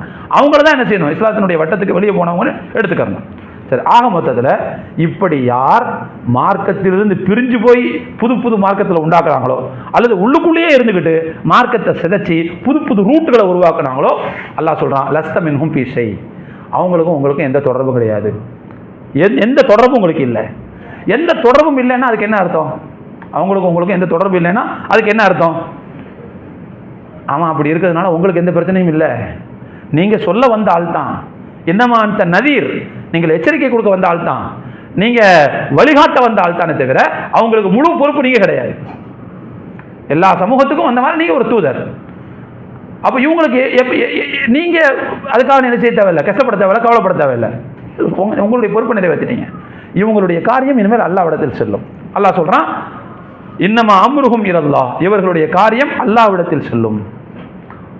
அப்போ அல்லாஹ் என்ன செய்வான்னா, சும்மா யுனப்பிஹும் பிமா கானூ யஃஅலூன், அவர்கள் உலகத்தில் என்ன செய்து கொண்டிருந்தார்களோ அதை அல்லாஹ் அங்கே சொல்லுவான். அங்கே வச்சு அல்லாஹ் நைய புடப்பான், அல்லது அல்லாஹ் நொங்கு எடுப்பான். அங்கே வச்சு அல்லாஹ் அங்கே வச்சு என்ன செய்வான், இவங்களுக்கு என்ன செய்யணுமோ அதை செய்வான். அப்போ ஆகமொத்தத்தில் யார் தங்களுடைய மார்க்கத்திலிருந்து பிரிந்து போனார்களோ, அல்லது தங்களுடைய மார்க்கத்துக்கு உள்ளே இருந்து சிதைச்சாங்களோ, இந்த மாதிரி ஆட்களுடைய மீளும் இடம் என்பது அல்லாஹ்விடத்தில் தான் இருக்கிறது. நாளைக்கு மறுமையில் அவர்கள் அல்லாஹ்விடத்தில் வரும்போது இந்த உலகத்தில் அவர்கள் செய்து கொண்டிருந்ததை பற்றி அங்கே அல்லாஹ் அவர்களுக்கு சொல்லி காட்டுவான். சொல்லி காட்டுறதுக்கு அல்லாஹ்விடத்தில் சான்றுகளாக தயாராக ஏடுகள் இருக்கும். இவன் செஞ்சதை ஃபுல்லாக அல்லாஹ் அங்கே பதிவு பண்ணி வச்சுருப்பான். அல்லாஹ் எல்லாத்தையும் ஒன்று கூட விடாமல் பதிவு பண்ணி வச்சுருப்பான். அந்த ஏடுகளை பார்க்கக்கூடிய மனிதன் சொல்லுவான், லா யுகாதிரு சகீரத்தன் வலா கபீரத்தன், எனக்கு என்ன ஆச்சு, இந்த ஏடு சிறு விஷயத்தையும் விட்டுவிடவில்லை, பெரு விஷயத்தை, இது எல்லாத்தையும் எழுதி வச்சிருக்குதே இது என்று அந்த மனிதன் அன்றைக்கு அங்கே சொல்லுவான். எல்லாத்தையும் அல்லாஹ் என்ன செய்வானா, எடுத்து காட்டுவான். எடுத்து காட்டி அவர்களுடைய செயலுக்கு ஏற்ப அல்லாஹ் அவர்களுக்கு அங்கே என்ன கொடுக்கணுமோ அதை கொடுப்பான். அப்படின்னா இதுக்கு இதனுடைய அர்த்தம். இன்னொரு ஆயத்தில் அல்லாஹ் சொல்லுவான், இன்னல்லதீன ஆமனு வல்லதீன ஹாது, இறை நம்பிக்கை கொண்டவர்கள், யூதர்களாக ஆனவர்கள், மதம் மாறியவர்கள், நசாராக்கள் கிறிஸ்தவர்கள், வல் மஜூஸ் அக்னி ஆராதனையாளர்கள் மஜூசிகள், வல்லதீன அஷ்ரகு இணை வைப்பாளர்கள், இவங்க எல்லாத்துக்கும் மத்தியில் அல்லாஹ் மறுமையில் என்ன செய்வான், தீர்ப்பளிப்பான். மறுமையில் தீர்ப்பளிப்பான். இன்னல்லாஹ் அலா குல்லி ஷைஇன் ஷஹீத், அல்லாஹ் நிச்சயமாக அனைத்தையும் பார்க்கக்கூடியவன், கண்காணிக்கக்கூடியவன், எல்லாத்தையும் பதிவு செஞ்சு வச்சிருக்கான், நாளை மறுமையில் தீர்ப்பளிப்பான் என்று சொல்கிறது. அப்போ இவங்களுடைய காரியம் ஃபுல்லாக அல்லாஹ்வுக்கு பக்கம் போக போகுதுன்னா அதுக்கு என்ன அர்த்தம்னா, நாளைக்கு அல்லாஹ் இவங்கள்ட்ட விசாரிப்பான், இவங்களுடைய செயலுக்கு ஏற்ப இவங்களுடைய நன்மை தீமைகளை எல்லாம் முடிவு செய்வான்னு எச்சரிக்கிறது இந்த தொடருடைய நோக்கம். ஆக இதுதான் இந்த வசனத்தினுடைய விளக்க உரை. இந்த வசனத்தில் நாம் புரிந்து கொள்ள வேண்டிய மிக முக்கியமான செய்தி என்னன்னு சொன்னால், இப்போ நாம் மார்க்கத்தை விட்டு வெளியே போகிறதுங்கிறது காஃபிர் ஆகிறதுன்னு அர்த்தம். அதுவும் பெரிய தப்பு. உள்ளுக்குள்ளே இருந்துக்கிட்டு மார்க்கத்திற்கு முரணான புது புது விஷயங்களை, நவீன விஷயங்களை ஃபாலோ பண்ணுறது அதுவும் பெரிய தப்பு. இப்படி சில பேர் இருக்கிறாங்க. எப்படி சில பேர்னா, இப்போ நம்ம தொழுகைன்னு சொல்கிறோம்ல, தொழுகை நம்ம யாரை தொழுகிறோம், அல்லாஹ்வை தொழுகிறோம் இல்லையா? சூஃபியாக்களுடைய கான்செப்டில் இப்படி ஒன்று இருக்குது. அதாவது நல்ல சூஃபியாக்கள் கிடையாது, வழிகட்ட பிரிவினர்கள் சில பேர் இருக்கிறாங்க. அவங்களுடைய கான்செப்டில் இப்படி ஒன்று இருக்குது. என்ன அப்படின்னா, உலகத்தில் இருப்பதெல்லாம் ஒன்றே ஒன்று தான், அதுதான் பல வடிவங்களாக என்ன செய்கிறது, தோற்றமளிக்கிறது. நம்மெல்லாம் ஒன்றுமே இல்லை, நம்மெல்லாம் மாயம், நம்மெல்லாம் ஒன்றுமே கிடையாது. நம்ம தோற்றத்தில் இருப்பது யார் தான்? அல்லாஹ் தான். இந்த தோற்றத்தில் இருப்பது அல்லாஹ், இந்த தோற்றத்தில் இருப்பது அல்லாஹ், இந்த தோற்றத்தில் இருப்பது அல்லாஹ். எதுக்குமே உலகத்தில் என்ன கிடையாது, எக்ஸிஸ்டன்ஸே கிடையாது. ஒன்லி எக்ஸிஸ்டன்ஸ்ங்கிறது யாருக்கு மட்டும்தான்? அல்லாஹ் தான். அவனுடைய உஜூது இருக்கு பாருங்க, அவனுடைய இருப்பு, அதுதான் உண்மையானது. நம்முடைய இருப்பெல்லாம் பொய், மாயம். அப்போ என்ன அர்த்தம்னா, அல்லாஹ் தான் பல வடிவங்களாக இருக்கிறான். பானையாக, சட்டியாக, குடமாக, பைப்பாக, வாட்டர் டேங்காக, கட்டடமாக, பள்ளிவாசலாக, மனுஷனாக, நீயாக, நானாக, எல்லாமே தோற்றம் தரது யார் தான்? இப்படி ஒரு கருத்து இருக்குது. இப்படி ஒரு கருத்தை சொல்கிறாங்க. இந்த கருத்தில் இன்னும் கொஞ்சம் எல்லை மீறி போகிறவங்க என்ன சொல்கிறாங்கன்னா, அப்போ இருப்பவனே அல்லாஹ் என்றால் நான் யாருன்னு அர்த்தம்? நான் யாருன்னு அர்த்தம்? அப்போ நான் யாரை தொழுவணும்? தொழுகிறது யார? அல்லாஹ்வை. இருக்கிறதே நான் யாரு? அல்லாஹ்வுடைய இன்னொரு வடிவம் தானே. நான் யாரை தொழுகிறது? இப்படிலாம் கேட்டவங்க இருக்கிறாங்க. அப்போ இதெல்லாம் மார்க்கத்தில் நம்முடைய ஈமான பறிக்கக்கூடிய இன்னொரு புது ரூட்டு. அல்லாஹ் தெளிவாக சொல்லிட்டா, வாபுது ரப்பக ஹத்தா யஅதியக்கல் யகீன், உறுதியான மரணம் வரும் வரை நீங்கள் என்ன செய்யுங்கள், வழிபடுங்கள். அது தெளிவாக சொல்லிட்டான். அவங்க இந்த ஆயத்துக்கு என்ன அர்த்தம் சொல்லுவாங்க? உறுதி வரும் வரை வழிபடுங்கள் சொல்லுவாங்க. உறுதி வரும் வரை நீங்கள் இபாதத் செய்யுங்க. உறுதினா என்ன? இருக்கிறதெல்லாம் அல்லாஹ் மட்டும்தான், வேற எதுவுமே கிடையாதுன்னு, அதுதான் உறுதி. அந்த உறுதி உங்களுக்கு வந்துச்சுன்னு வச்சுக்கோங்க, யாரை போய் வணங்கணும்? நம்ம தேவையில்லை, என்ன நானே வணங்கிறதா? இப்படி இது மார்க்கத்தில் ஒரு புதிய கருத்து. இப்படிலாம் என்ன செய்வாங்க, நம்மளுடைய மூலச்செலவு நடக்கும் கிடையாது. இது இது இப்படி சொல்ல முடியாது. இது தவறு. இது இன்னொரு ரூட்டு, புது ரூட்டு இது. அப்போ ஆக மொத்தத்தில் அதனால தான் என்ன சொல்கிறேன்னு சொன்னால், புது புது விஷயங்களை பின்பற்றுறத ரொம்ப கவனமாக இருக்கணும். அது வழிகேட்டுக்கு கொண்டு போய் விடும். அதில் ரொம்ப கவனமாக இருக்கணும். நம்முடைய பொறுப்பு என்னன்னு சொன்னால், இருக்கக்கூடிய விஷயங்களில் எல்லோரும் ஒன்றிணைந்து ஃபாலோ பண்ணணும். புரிஞ்சுங்களா? மார்க்கத்தை பிரிக்கிறதுங்கிறது ஒரு வகையில் சமூகத்தை பலம் இழக்க வைக்கிறது. எல்லாரும் சேர்ந்து ஒரு விஷயத்தை கரெக்டாக ஃபாலோ பண்ணால் நமக்குள்ள பலம் இருக்கும். அப்போ இந்த ஆயத்தில் அல்லாஹ் ஒற்றுமையை பற்றியும் சேர்த்து பேசுகிறான். தீனில் ஒற்றுமையாக இருக்கிறதும் வருது, சமூக ஒற்றுமையாக இருக்கிறத பற்றி அல்லாஹ் பேசுகிறான். நீங்கள் மார்க்கத்தை பல வழிகளில் பின்பற்ற ஆரம்பித்தால் உங்களுக்கு இடையில் இருக்கிற அந்த ஒருமைப்பாடு என்பது குன்றிவிடும். மார்க்க ரீதியாக நீங்கள் பலம் கொண்டு போயிடுவீங்க, சமூக ரீதியாக நீங்கள் என்ன செய்யுங்க, பலம் கொண்டு போயிடுவீங்க. அப்படி செய்யக்கூடாதுன்னு நல்லா சொல்கிறான். புரிஞ்சுங்களா? இது ஒரு முக்கியமான செய்தி. இன்னொரு முக்கியமான செய்தி என்னன்னு சொன்னால், மார்க்கத்தில் ஒன்றை பின்பற்றிட்டு இன்னொன்று விடுறது, ஒரு பகுதியை மட்டும் ஃபாலோ பண்ணுறது, ஒரு பகுதியை விட்டுறது. இதுவும் ஒரு வகையில் மார்க்கத்தை சிதைக்கிறது தான். அதாவது பார்ட் டைம் முஸ்லீமாக இருக்கக்கூடாதுல்ல, அது மாதிரி பார்ட் முஸ்லீமாகவும் இருக்கக்கூடாது. இந்த விஷயத்தில் மட்டும் நான் ஃபாலோ பண்ணுவேன், இந்த விஷயத்தில் ஃபாலோ பண்ண மாட்டேன் அப்படின்னா அதுவும் ஒரு வகையில் மார்க்கத்தை என்ன செய்கிறது, சிதைக்கிறது தான். அதுவும் ஒரு வகையில் மார்க்கத்தில் ஒரு புது ரூட்டு போடுறது தான். இதுவும் தப்பு அப்படிங்கிறதையும் நம்ம என்ன செய்யறோம், புரிந்து கொள்ள வேண்டும். அடுத்து, ஒரு மனுஷன் அல்லாஹ்வுடைய சட்டத்திலிருந்து கலந்து கொள்ள ஆரம்பித்தால், இது எனக்கு வேணாம் அப்படின்னு ஒன்று ஒதுங்க ஆரம்பித்தான்னா, அவன் கொஞ்சம் கொஞ்சமாக அல்லாஹ்வுடைய சட்டத்திலிருந்து தன்னை தனிப்பித்து கொண்டே வருவான். இறுதியில் மொத்தமாக அல்லாஹ்வுடைய சட்டத்திலிருந்து வெளியே வந்துடுவான். முழுக்க முழுக்க அது மறைக்கக்கூடிய சூழ்நிலைக்கு போயிடுவான். இப்போ அதனால் குறைஞ்சபட்சம் மார்க்கத்தினுடைய எல்லா பகுதியின் மீதும் நமக்கு மரியாதை இருக்க வேண்டும். நம்மளால் எதை ஃபாலோ பண்ண முடியுதோ அதை ஃபாலோ பண்ணோம். ஃபாலோ பண்ண முடியாத விஷயத்தில் குறைஞ்சபட்சம் அதனுடைய எல்லையை மீறாவாத என்ன செய்திருக்கணும். அது ரொம்ப முக்கியமானது. அது மாதிரி இன்னொரு முக்கியமான செய்தி, ஒரு மனிதர் ஒரு மார்க்கத்தில் இருந்து கொண்டு அந்த மார்க்கத்தை விட்டு வெளியேறுவது, அல்லது உள்ளுக்குள் இருந்து கொண்டு அந்த மார்க்கத்தை பிரித்து சிதைக்கிறது, இதுக்கான காரணங்கள் என்ன? ஏன் மனுஷன் இப்படி செய்யறான் அப்படின்னா, இதுக்கு பல காரணங்கள் இருக்கு. முக்கியமான சில காரணங்களை சொல்கிறேன். ஒன்று, மனுஷன் அதிகாரத்துக்கு ஆசைப்பட்டான அந்த வேலையை செய்வான். இருக்கிறவருக்கு அவருக்கு ஒரு மரியாதை இருக்கும், அவருக்கு ஒரு அதிகாரம் இருக்கும், அவர் சொல்கிறத கேட்கறதுக்கு, அவர் சொல்கிற சொல்லுக்கு, அவருடைய கண்ணசைவுக்கு வேலை செய்கிறதுக்கு பல பேர் இருப்பாங்க. இந்த மாதிரி நானும் வரணும்னு நினைப்பான் ஒருத்தன். அப்போ என்ன செய்வான்னா புது ரூட்டு போடுவான், புது ரூட் போட ஆரம்பிச்சிடுவான். புரிஞ்சுங்களா? அதிகாரத்தை இன்னொன்று என்னன்னு சொன்னால் இனவெறி. அப்பவும் ஒரு மனுஷன் புது ரூட்டை போட ஆரம்பிப்பான். இதெல்லாம் மனுஷன் ஒரு மார்க்கத்தில் சிதைவை உண்டாக்குவதற்கான காரணங்கள். மூணாவது என்னன்னு சொன்னால் அவனுடைய மனோ இச்சை. மனோ இச்சை பின்பற்றக்கூடிய அந்த சூழ்நிலையிலையும் ஒரு மனிதன் மார்க்கத்தை கூறு போடக்கூடிய, பிளக்கக்கூடிய அந்த இடத்துக்கு போயிடுவான். அதே மாதிரி எதிரிகள், நம்முடைய எதிரிகள் அவங்க போடக்கூடிய சதி திட்டங்கள், ஆலோசனைகள், இதுக்கு பலியாகி என்ன செய்வாங்க, மார்க்கத்தை சிதைப்பார். இதெல்லாம் மார்க்கத்தை சிதைக்கிறதுக்கு உரிய காரணங்கள். இந்த மாதிரியான விஷயங்கள் நினைஞ்சிடக்கூடாது, போயிடக்கூடாது.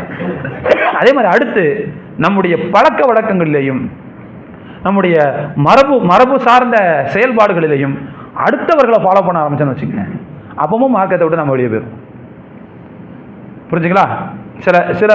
சில பழக்க வழக்கங்கள் மார்க்கத்தோடு இணைந்ததாக இருக்கும். அந்த மாதிரியான விஷயங்களை நாம் இதை விட்டுட்டு வேற ஒருத்தவங்களுடைய பழக்கத்தை நம்ம ஃபாலோ பண்ண ஆரம்பித்தோம்னா இது என்ன செஞ்சிடும், சிதைஞ்சு போக ஆரம்பிச்சிடும். இப்படி ஒரு மனிதன் அவன் பின்பற்றக்கூடிய மார்க்கத்திலிருந்து வெளியேறுவதற்கோ அல்லது அதிலிருந்து கூறு போடுறதுக்கோ, அதை பிளக்கிறதுக்கோ அவனை தூண்டக்கூடிய காரணங்களாக இந்த மாதிரியான காரணங்கள் இருக்கும். ஒருத்தன் ஆசையை தூண்டு, நீ மட்டும்தான் அவன் மட்டும்தான் பதவியில் இருக்கணுமா, நீனும் பதவியில் இருக்கணும் கேளு அப்படின்னா அவன் என்ன செஞ்சிருவான், அண்டர் கிரவுண்டில் இந்த வேலையை பார்க்க ஆரம்பிச்சிருவான். புரிஞ்சா? அதே மாதிரி இனவெறி, அவன் ஆள் மட்டும் தான் இருக்கணுமா, அவன் ஆள் வரக்கூடாதா, தூண்டி விட்டால் என்ன செய்யணும், செய்ய ஆரம்பிச்சிருவான். இப்போ இந்த மாதிரியான விஷயங்கள் நம்மள்கிட்ட வராமல் என்ன செய்யணும், பார்த்து கொள்ள வேண்டும் என்பதும் இந்த வசனம் நமக்கு தரக்கூடிய கருத்துக்களில் ஒன்று. இன்ஷா அல்லாஹ் இந்த அளவோடு இன்றைய விரிவுரையை நிறைவு செய்யலாம். வாஹிரு தாவானா அல்ஹம்துலில்லாஹி ரப்பில் ஆலமீன்.